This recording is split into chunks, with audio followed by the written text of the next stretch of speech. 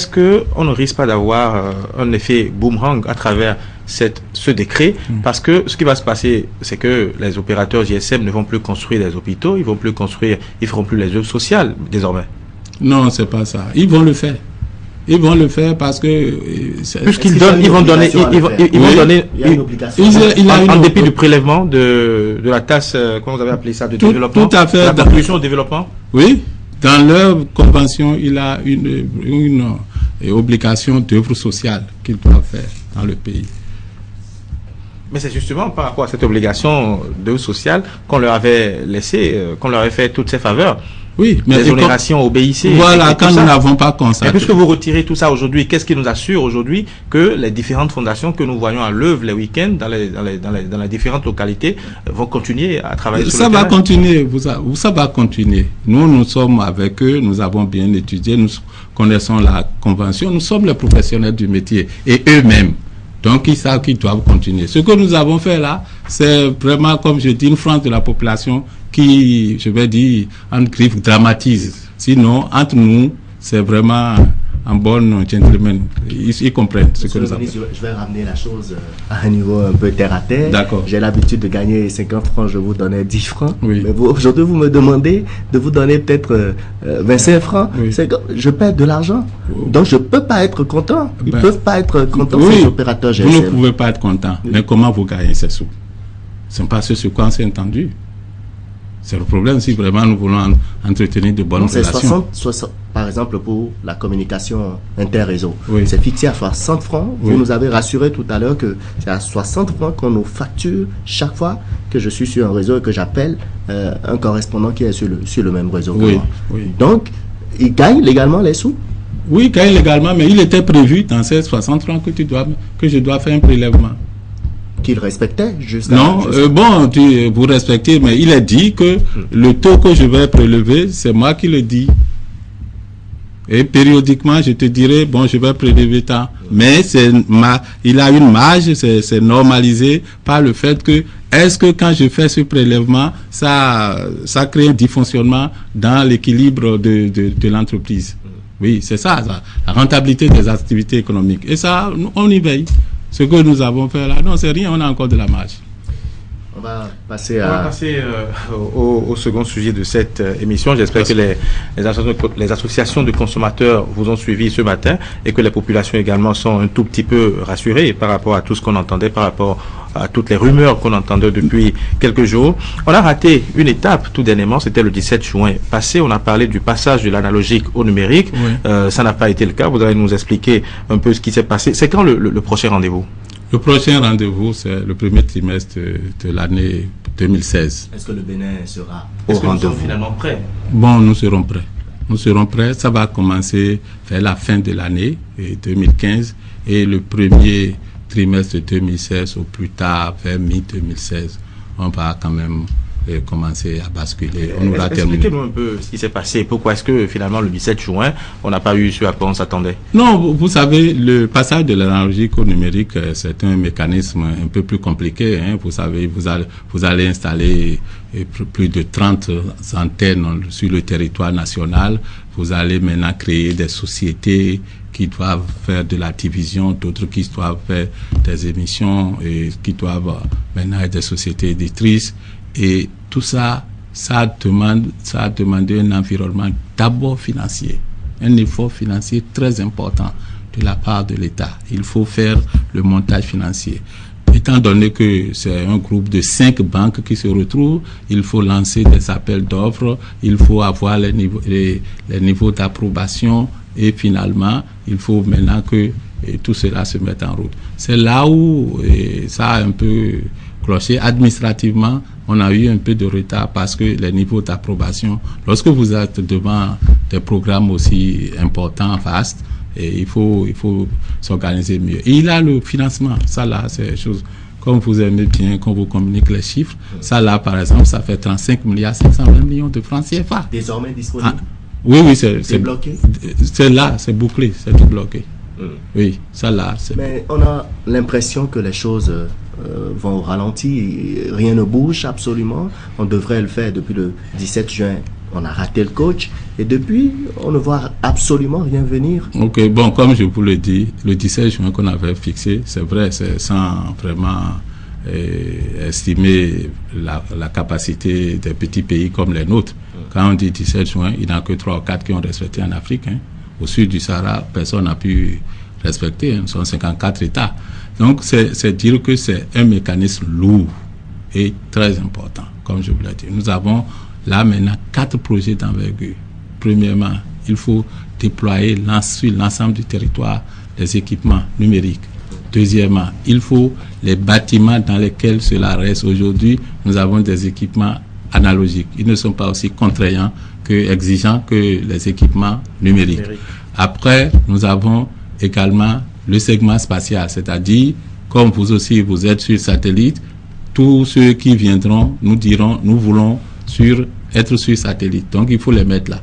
Mais tout ça, il faut accompagner aussi d'un suivi, un conseil qui met nos bailleurs de fonds et les autorités, tout le monde à l'aise. Il a l'accompagnement. Bon, donc, désormais, chaque société éditrice aura son décodeur. Donc, nous avons un décodeur pour le pays. Et les gens il faut remplacer à peu près pour donner des décodeurs à tout le monde, remplacer les antennes télé. C'est une machine un peu lourde, et aujourd'hui, nous pensons que nous avons mis toutes les dispositions pour que ça puisse se faire dans les délais dont nous avons parlé.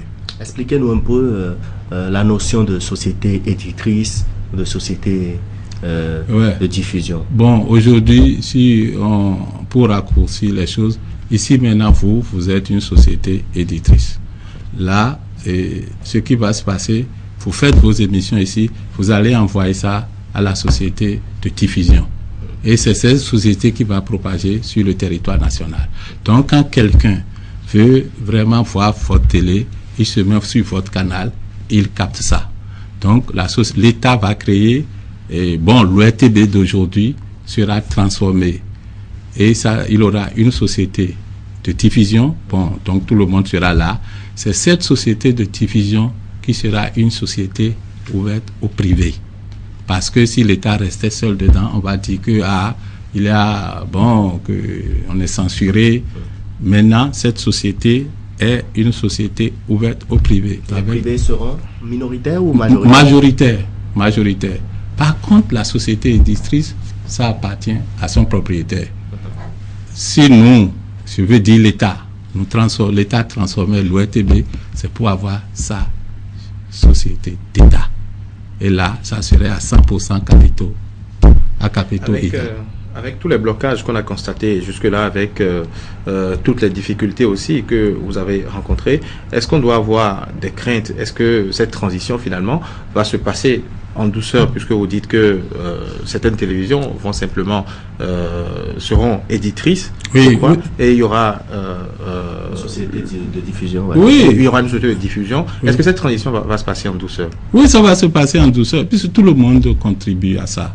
Et le secteur privé ne sera pas du tout mis de côté. J'ai d'ailleurs pris le contact avec la Chambre de commerce à ce sujet, et tout le monde sera invité. D'ailleurs, vous avez le patronat, le président du patronat des médias qui est bien au niveau de la Chambre de commerce, et nous allons inviter pour voir la contribution, la participation de à tous les niveaux. Nous devons avoir la contribution nationale. Donc, les télévisions qui existaient, il y a une douzaine actuellement. Je pense qu'on doit mettre tout ça là sur le multiplex, et nous essayons, chacun aura sa chose là. On attendait tous, bien évidemment, quelque chose d'exceptionnel le 17 juin, mais finalement, on n'a rien eu. Et pourtant, il y a une commission qui s'occupait justement de cette transition-là, et qui a eu beaucoup d'ateliers qui ont été organisés, beaucoup de rencontres qui ont été organisées également. Tout cela, finalement, ça n'a servi à rien. Ça a servi à énormément de choses. Elle devient quoi, cette commission? Mais elle est toujours là, c'est elle qui fait le travail. C'est avec elle qu'on fait le travail pour être jusque là où on en est. Mais je vous ai dit, c'est un travail vraiment colossal. Et peut-être qu'on avait un peu sous-estimé. Vous savez, je vais vous dire, on a par exemple, dès que je suis arrivé au ministère, les gens m'ont dit, bon, on doit signer le segment spatial, mais nous n'avons que des problèmes juridiques, que ce qu'ils disent, ça, c'est contraignant. Bon, j'ai dit, puisque l'ORTB est sur satellite, et toujours avec cela, allez voir le DG de l'ORTB, et puis voyez les dispositions et techniques juridiques qu'il avait prévues dans son contrat. Si vous avez des difficultés, on va se référer au conseiller technique juridique du chef de l'État. Mais en tournant, ce problème nous a pris 2 mois. Donc voilà. Ou bien vous avez le plus gros, c'était quoi? C'est-à-dire, vous avez lancé un appel d'offres. Il a les niveaux d'approbation. Comme on est pressé de faire les choses pour que ça aille vite, vous lancez et vous envoyez au bailleur de fonds du projet et à la DNCMP et choses là pour vous approuver le rapport d'évaluation. La DNCMP dit non, je ne suis pas d'accord. Et le bailleur de fonds dit oui, je suis d'accord. Vous tombez, donc vous commencez par ajuster, c'est pas facile. Donc quand il a beaucoup de bailleurs de fonds qui font quelque chose, il faut rester très très vigilant pour y aller. Et je pense que ça, administrativement, ça nous a coincé. Depuis qu'on a eu le financement, c'est le réel problème qu'on a, c'était le problème d'ordre administratif. Mais ça, maintenant, tout est réglé.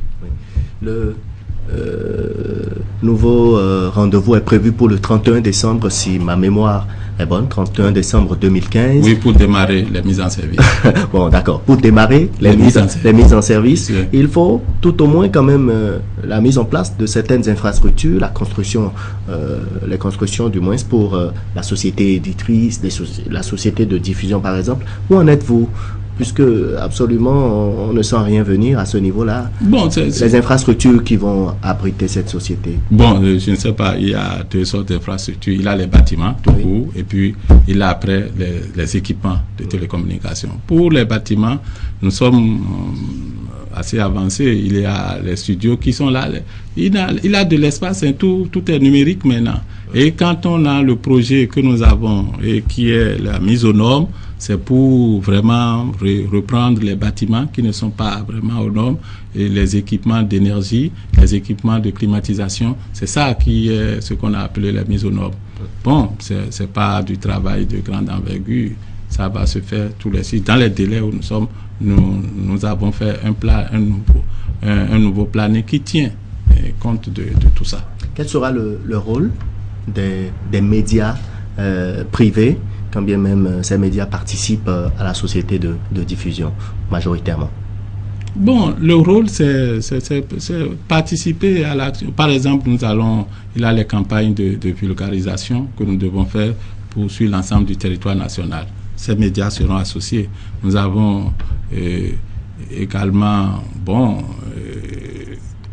les formations, il faut faire des mises à niveau. Et ça, on a déjà commencé.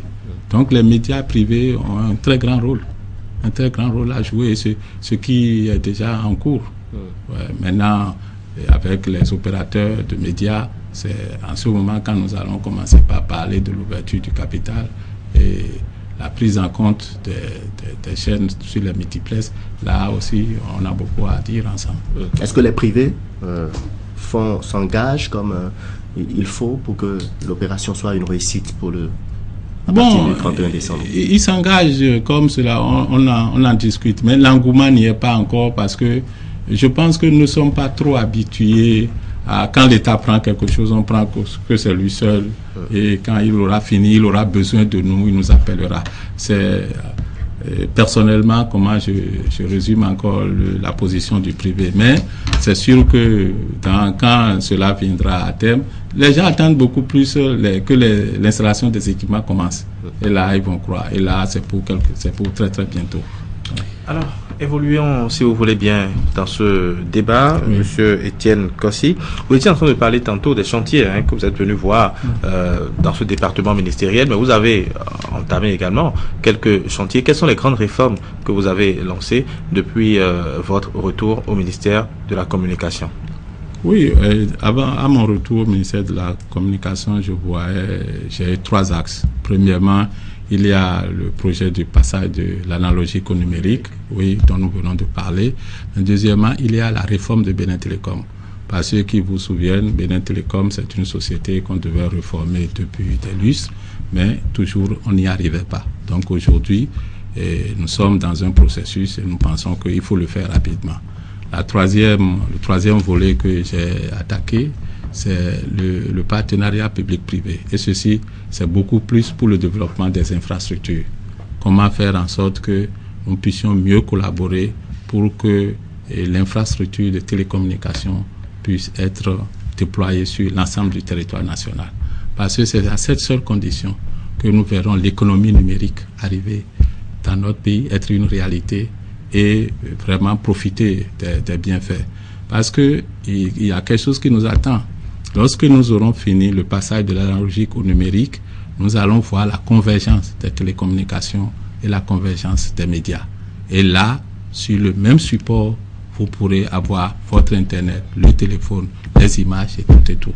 Donc c'est une autre ère qu'il faut préparer. Sur la réforme de Benin Telecom, oui. Quel est votre plan pour Benin Telecom? Mon plan pour Benin Telecom, c'est que il faut privatiser, il faut ouvrir le capital de Benin Telecom au privé. L'ouverture, nous avons créé 3 sociétés. Il y a le Libercom, qui est une société. Il y a Benin Telecom Service, qui est la deuxième société. Il y a Benin Telecom Infrastructure. Libercom et Benin Telecom Service, nous allons faire un package avec ça. Donc on les met ensemble et on ouvre ça au privé. Nous attendons là que le privé soit majoritaire.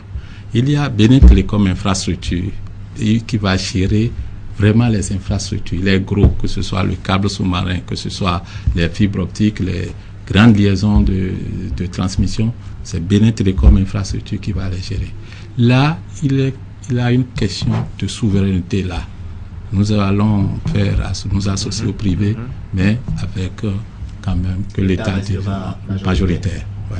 Vous parlez là du plan, mais de façon pratique, où en êtes-vous? De façon pratique, aujourd'hui, les 3 sociétés sont créées. Nous avons essayé de lancer... Bon, on a déjà demandé à ceux qui sont intéressés pour prendre des parts dans les sociétés et ils ont dit plus ou moins, ils sont venus lire les tests et ils vont retirer les dossiers et nous faire une soumission. Le retrait des dossiers est fixé au 6 novembre et nous attendons un mois après que les gens puissent nous faire des propositions. Si le processus a traîné jusqu'aujourd'hui, il faut le dire, ça ne date pas de votre époque, ça a traîné jusqu'aujourd'hui, c'est parce que les travailleurs justement de Benin Telecom étaient tout le temps contre cette privatisation. Est-ce que finalement les travailleurs, vous les avez associés? Qu'est-ce qui s'est passé et quels seront les avantages justement pour ces travailleurs après la création de toutes ces nouvelles sociétés? Oui, on a longuement discuté avec les travailleurs, ils y ont participé à l'ensemble du processus. Il y a 5 syndicats à Benin Telecom. Aujourd'hui, avec 4, il n'y a vraiment pas trop de problèmes, mais il y a un 5e qui pose des problèmes, bon, peut-être des problèmes un peu de fond, des problèmes légaux. Ils disent, et suivant la loi 90-023 du 6 août, je pense 92, et que on ne devait pas privatiser Benin Telecom, que les télécoms sont des choses sont du domaine de choses de la non-privatisation. Bon, le problème qui est là, c'est qu'il a la loi et l'esprit de la loi. Si normalement, parce que son repoussé est du domaine de la non-privatisation, on a cité aussi la communication. Mais aujourd'hui, nous avons quand même combien de sociétés privées, combien de presse privées. Donc, il faut que nous voyions ce que nous pouvons faire. Parce que ce que ceux-là disent, ils disent qu'il faut remettre de l'argent à la société pour qu'elle puisse se développer. Ouais. Mais l'État l'a fait plusieurs fois et ça n'a pas donné les résultats. Il y a certainement peut-être une mauvaise gestion, une malgouvernance. Bon. Puisqu'il y a d'autres sociétés qui évoluent dans le même secteur dans le pays, mais qui prospèrent. Oh bon, oui, bon, ça c'est des privés. Est-ce que ce n'est pas aussi une mauvaise foi de la part du gouvernement? Pas du tout. Le gouvernement, non, le gouvernement met toujours les moyens à disposition. Et c'est la preuve, parce que si nous voyons depuis que les opérateurs GSM sont arrivés sur le territoire national, et Benin Telecom avait un chiffre d'affaires de 75 milliards, mais aujourd'hui c'est à 21-23. Oui, mais en ce moment, les autres ont progressé. Ils sont à 146, 150 pour les uns, 75 pour les autres. Et selon vous, qu'est-ce qui explique les comptes performance de Benin Telecom? Bon, les comptes performance du Benin Telecom sont liés au fait que nous n'avons pas fait une restructuration judicieuse. Parce que la restructuration du secteur était très claire. Il avait la réglementation. La réglementation, c'est la politique, c'est les règlements, c'est l'État qui garde ça. La régulation, bon, vous donnez une autorité de régulation. Et comme je vous l'ai dit, il faut créer les privés. Mais nous n'avons pas les opérateurs historiques. L'État s'est servi d'eux pour pouvoir créer les choses là, pour pouvoir créer les structures pour la nouvelle restructuration. Ça veut dire que c'est les gens qui ont été là et qui savent ce qu'ils sont fait. Vous les mettez d'abord au début. Et puis, vous mettez chaque fois au début et vous devez prendre la dynamique derrière. Nous avons eu un peu de faiblesse dans ce domaine. C'est ça qui a fait qu'on prend les choses, on refait. Vous voyez, l'autorité de régulation, ça a duré longtemps parce que c'était prévu pour 6 mois. Mais ça, on a tout fait, tous les efforts, ça a duré 7 ans. Oui. Ouais, ce n'est pas des choses qui favorisent vraiment l'émergence du secteur. Ouais. Libecom reste aujourd'hui une société moribonde.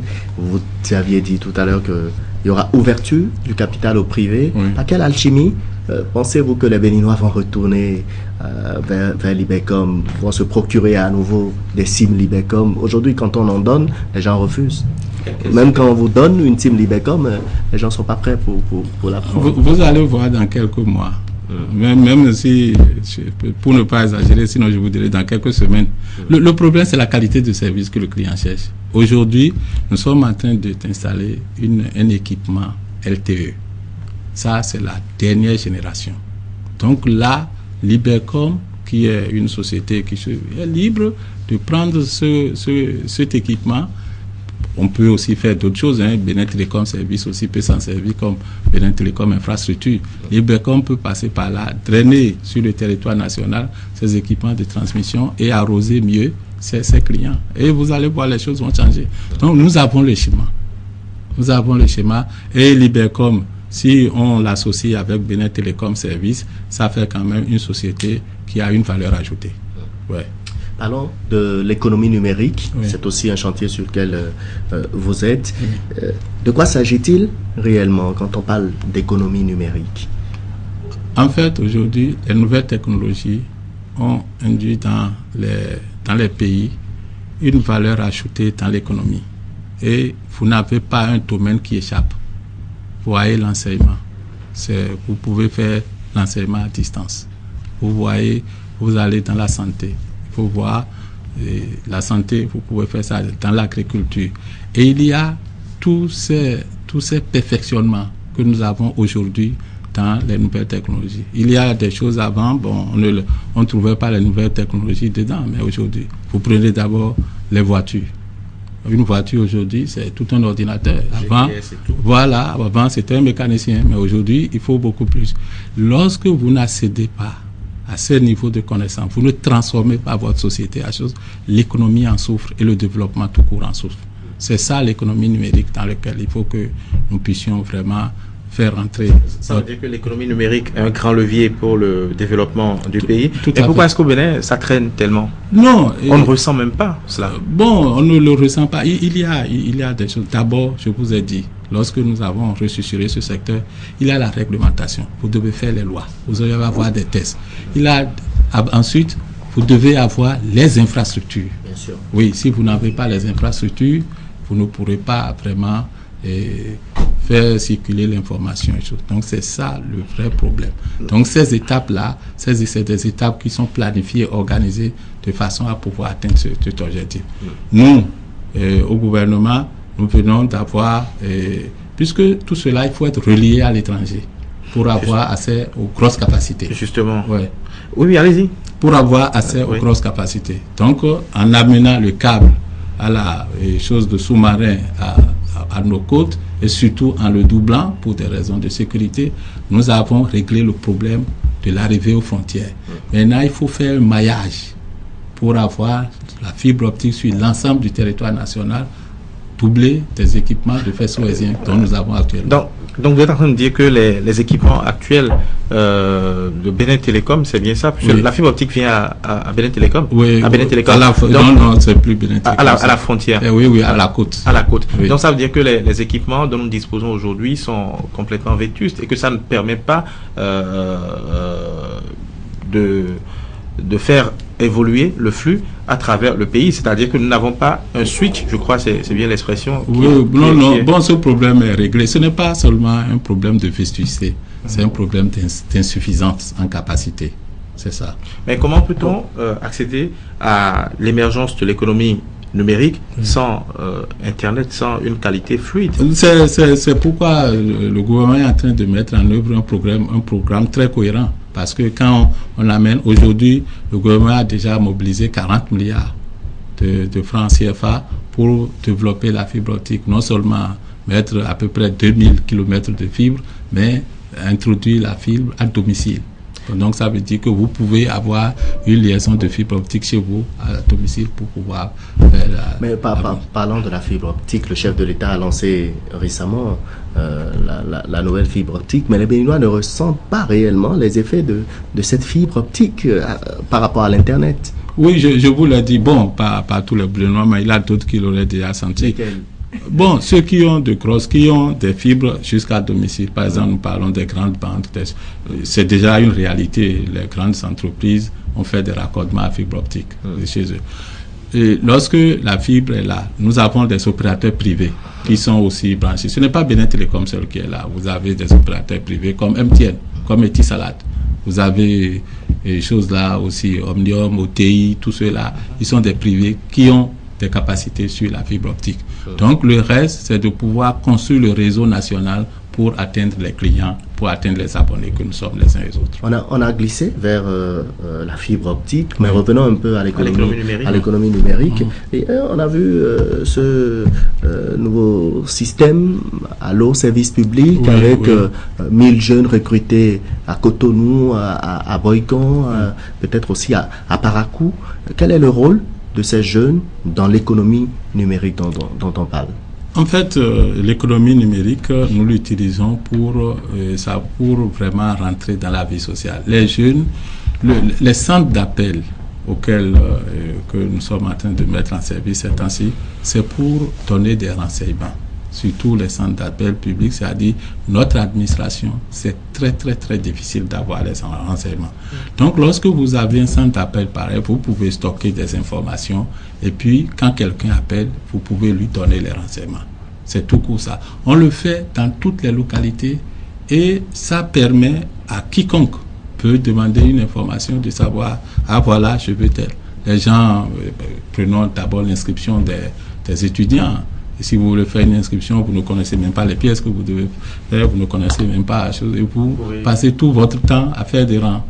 Et voilà aussi quelque chose. Donc nous avons vu, il faut le faire. Il y a d'autres choses qu'il y a derrière. Par exemple, tout le monde dira, ben, c'est celui qui parle français qui peut demander un renseignement. Non, il a des logiciels, il a des moyens pour que vous parlez votre langue, mais ça se traduit.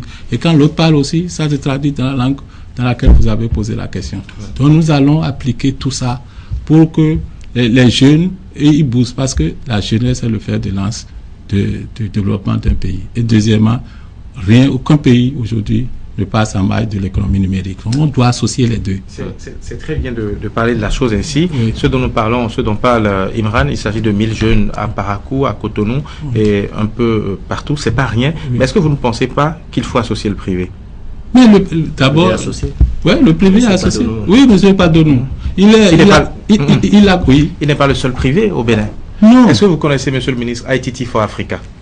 Bon, ITT, ça, pour le moment, non. Voilà, il s'agit également d'un Béninois, d'un compatriote béninois, mais qui s'investit dans le développement du secteur de l'économie numérique, qui a installé de grosses entreprises ici, à Cotonou, où on fait de la formation en ligne, où on conçoit des applications, où on développe des applications, et ce compatriote espère bien avoir certaines facilités au niveau du gouvernement, non seulement déjà par rapport à la connexion Internet, mais par rapport également à l'expansion de toutes ces activités, mais jusque-là, il ne reçoit pas le soutien du gouvernement. Et qu'est-ce qui peut justifier tout ça? C'est pourquoi je vous parle de l'implication du privé. Je ne parle pas du cabinet qui a recruté ces 1000 jeunes. Non, je pense que je vous ai répondu tout à l'heure. C'est la capacité de nos concitoyens à se faire connaître et à faire chose.